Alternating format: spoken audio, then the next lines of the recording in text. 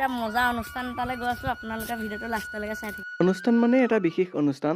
তাতোতকৈ বিশেষ আজি বহু বছৰৰ মূৰত মোৰ শিক্ষাৰ বীজ অংকুৰিত হোৱা সেই প্ৰাথমিক বিদ্যালয়খনলৈ আহিছোঁ, য'ত মই বাল্যকালৰ 5টা বছৰ অমিতাৰ পৰা বীৰবলৰ সেই তীক্ষ্ণ বুদ্ধিৰ বিষয়ে পঢ়িছিলোঁ। আহিয়ে সেই সময়ৰ কেইজনমান বন্ধুক লগ পালোঁ। পঢ়ি থকা সময়ত যিদৰে তেওঁলোকে এই ৰিংডালত বহি আছিল, আজিও সেই একেটা পজতে তেওঁলোক বহি আছে। দৃশ্যটোৱে কিছু নষ্টালজিক কৰি তুলিলে।